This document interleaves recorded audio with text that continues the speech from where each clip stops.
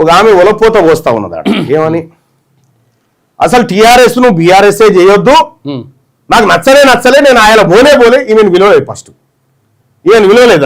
తెలంగాణ జాగృతి భారత జాగృతి ఎందుకైంది? తెలంగాణ కేసీఆర్ గారు డిసెంబర్ 22 తారీఖు డిసెంబర్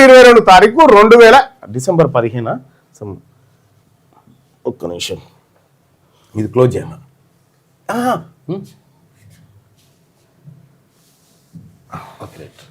ఇక్కడ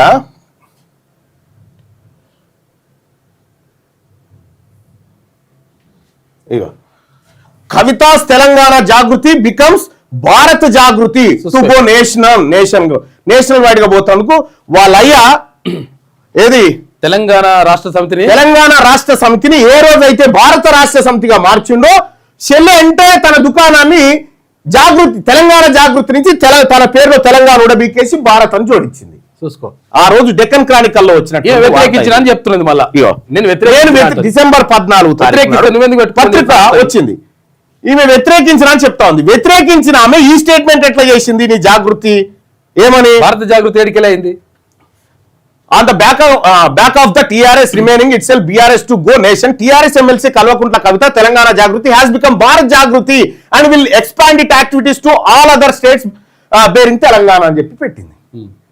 మరి నీకు ఇష్టమే లేదంటివా తెలంగాణ మీద బొలపోత వస్తీగా తల్లి? తెలంగాణ అంటే ఈ అస్తిత్వము అబ్బా ఏమి యాక్టర్ తల్లి.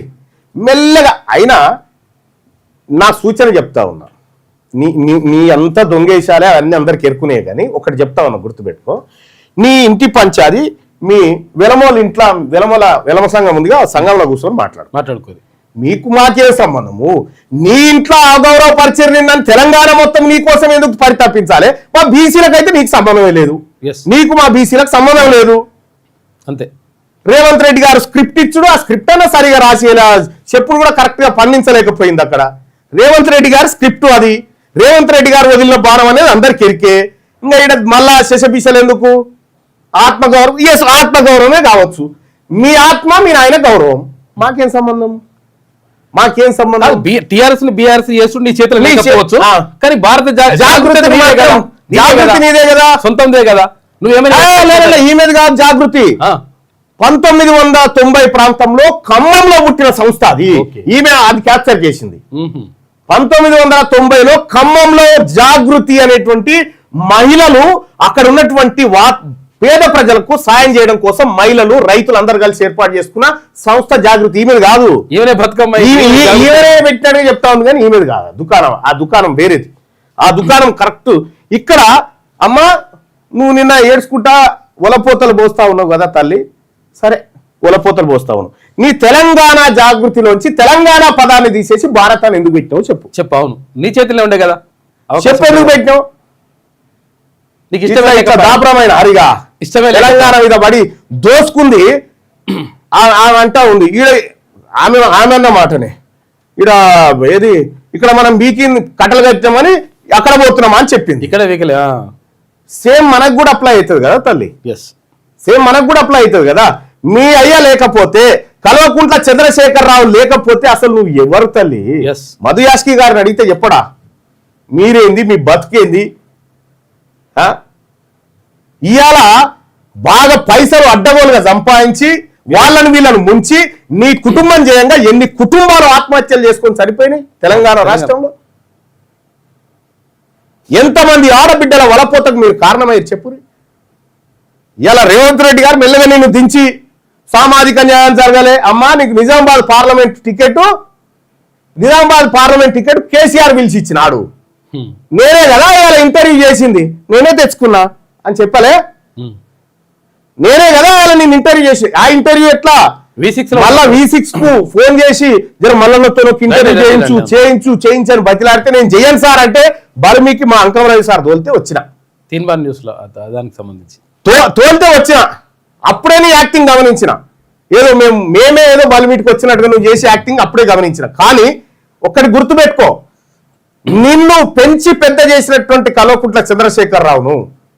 ఆయన తీవ్ర మనోవేదనకు అసలు గురైతుంది నీ వల్లనే.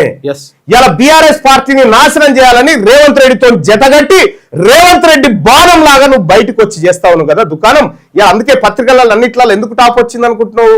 ఈమెది రేవంత్ రెడ్డి రాపిచ్చిండు, రేవంత్ రెడ్డి కారణంగానే వచ్చింది. బీసీల గింత అన్యాయం జరిగితే ఒక్క పత్రికోడన్న ఒక వార్త వేసినావు చూడు, ఫ్రంట్ పేజీలో ఒక్కడన్నా ఒక వార్త వేసినావు చూడు. ఈ అగ్రకులాలకు సంబంధించినటువంటి వార్త. ఇప్పుడు ఈమెను ఏం చేయాలి సార్? మేమంతా ఏమన్నా ఉపాసం ఉందన్నా, దీక్ష చేయన్నా ఈ ఆత్మగౌరవం కోసం? మాకేం సంబంధం అమ్మా? మాకేం సంబంధము? ఇంటి పంచాయతీ తీసుకొచ్చి మొత్తం మీ ఇంటి పంచాయతీ తెచ్చి మీకు పైసలు ఎక్కువ మీరు కొట్లాడుకొని మీరు కీసులాట వారి ఇదేదో రాష్ట్రాన్ని నీకేం సంబంధము? నీ కథ ఏంది? 20 లక్షల వాచ్ ఎక్కడి నుంచి? అయ్యో బాగున్నావు, నేను కొనుక్కున్నా, పైసలుంటే కొనుక్కో, వ్యాపారం చేసుకోవచ్చండి. వా ఏమి ఇవన్నీ ఉన్నాయి, మీ దుకాణాలు అన్నీ ఉన్నాయి.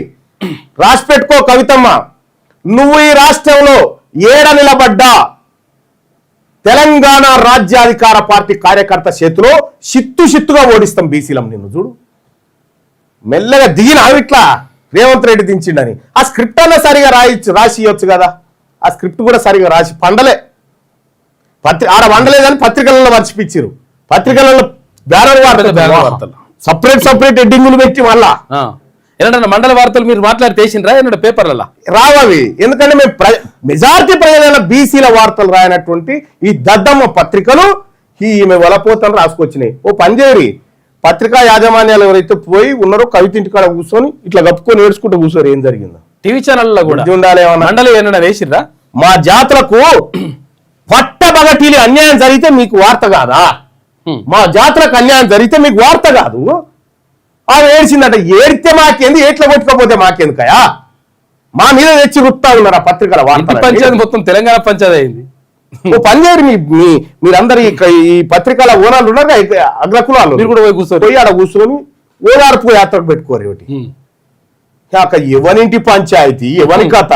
మా ఇంటి పంచాయతీ, మా కడుపు కోత, మా విద్యార్థుల భోజనం ఎత్తుకపోయారు, మా ఆడబిడ్డల కళ్యాణ లక్ష్మి దొంగతనం చేసిరు.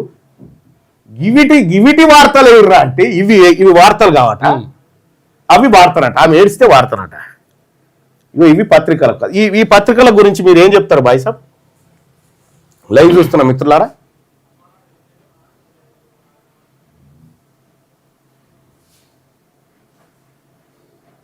ఈ పత్రికల గురించి మీ కామెంట్ ఏంటి తెలియజేయండి. ఈ పత్రికలు వివరిస్తున్నారు. ఇగో అన్ని పత్రికలలో అదే ఉండొచ్చు మేబీ. ఇగో అదే బీఆర్ఎస్ కు నైతికత లేదు. ఈ డ్రామాలు చూడండి. ఇది ఇండ్ల బ్యానరే, ఇగో ఇండ్ల బ్యానర్ వాడతారే, అన్నిట్లో బ్యానరే, ఈనాడులో కూడా బ్యానరే, ఈనాడులో కూడా ఉందా? ఇవన్నీ రేవంత్ రెడ్డి గారు రాసిస్తున్నటువంటి స్క్రిప్ట్ ఇదంతా. మీకు ఇగో రేవంత్ రెడ్డి గారు రాసిస్తున్న స్క్రిప్ట్. రేవంత్ రెడ్డే పైసలు కడతా ఉండు పత్రికలకు ఆమె వార్తలు వేయాలని. ఎందుకు? టీఆర్ఎస్ ను ఖతం చేయాలని. అమ్మా నేను చెప్తా ఉన్నా కల్వకుంట్ల కవిత గారు, నేను ఛాలెంజ్ చేస్తా ఉన్నా. మొన్న 3 మంత్రులు ప్రమాణ స్వీకారం చేశారు కదా. ఎవరు? వాకిటి శ్రీహరి గారు, ఆ తర్వాత అడ్లూరు లక్ష్మణ్ గారు, వివేక్ గారు, 3 ప్రమాణ స్వీకారం చేశారు కదా. అలా నీది 4వ నెంబర్ ఉండేనా లేదా? నీ పిల్లల మీద ఒట్టేసి చెప్పు. నువ్వు ఆ రోజే కాంగ్రెస్ పార్టీతో ములాఖాత్ అయి మంత్రి పదవులు తీసుకోవడానికి పోతే కదా నువ్వు నిలబెట్టిరు అన్నకేని. నువ్వేదో ఆత్మగౌరవ పంచాయతీ ఏంది? మోసం జరుగుతుందని నిలబెట్టిరు వాళ్ళు.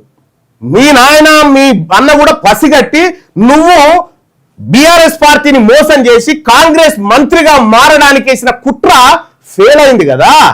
ఆ రోజు 4వ నెంబర్ నీది ఉండేనా లేదా? నువ్వు చెప్పిగా. ఇప్పుడు నిన్న పిల్లల మీద ఒట్టేసి చెప్పినావు కదా, ఈ మాట చెప్పిగా. ఇదే మాట చెప్పు. నువ్వు ఏఐసిసిలో ఉన్నటువంటి ఒక కీలక నాయకునితో టచ్ లో ఉన్నావా లేదా? నీ పిల్లల మీద ఒట్టేసి చెప్పింది ఎందుకు చెప్తావా? మా ఈ డ్రామా ఎవరి కోసం? బీసీ ప్రజలారా, మళ్ళా అయ్యది అయిపోయింది, ఇక ఈమె బయలుదేరింది. జాగ్రత్త. వీళ్ళకి అలవ ఇచ్చినా పాపమే. మనం ఈ 78 సంవత్సరాల మన రక్తం దాగిన జాతులు వీళ్ళంతా. ఎవరికే సానుభూతి లేదు. మన ఆత్మగౌరవం మనకు ఉండాల్సిందే బీసీలారా. ఇలా ఈ బీసీ ఉద్యమాన్ని పక్కదారి పట్టించాలని రేవంత్ రెడ్డి ఈమెను బాణం లాగా వదిలితే పాపం ఆమె బీసీలలో యాక్సెప్టెన్సీ లేదు. అవి వెలమ దొరసాని వెలమ భవనంలో కూర్చొని మీ పంచాయతీ ఉంటే మాట్లాడుకొని చూసుకోపోరి. ఆ లెక్కలు గిక్కలు ఏమున్నాయి ఆడ చూసుకో. కుల సంఘాలలో మీ కులం ఎంతమంది రమ్మా? తెలంగాణ రాష్ట్రంలో వెలమోళ్ళు ఉన్నదే 1,02,000 మంది. 1,02,000 మంది. మా బాలసంతోలు ఉన్నంత మంది లేరు. మీరు మా గంగెడ్ల గుడిసెలు ఉన్నాయని లేవు మీ ఇండ్లు. కాబట్టి ఆడ కూర్చొని మాట్లాడుకొని పెద్ద ఈ తెలంగాణ కొంపలు అంటుకునేది ఏం కాదు. ఇది మీ ఇంటి పంచాయతీ తల్లి. ఈ ఇంటి పంచాయతీని నువ్వు పత్రికల ద్వారా రేవంత్ రెడ్డి గారి ద్వారా రాష్ట్ర వ్యాప్తం చేస్తా అనుకుంటున్నావు. నీ పప్పులే ముడికైడా, నీ పప్పులు రేవంత్ రెడ్డి పప్పులే ముడికై. తెలంగాణ రాష్ట్రంలో 2028లో వచ్చేది అది మా ప్రభుత్వమే, మా బీసీల ప్రభుత్వమే. మీ డ్రామాలు, మీ కథ అంత అప్పుడు తేలుస్తాం.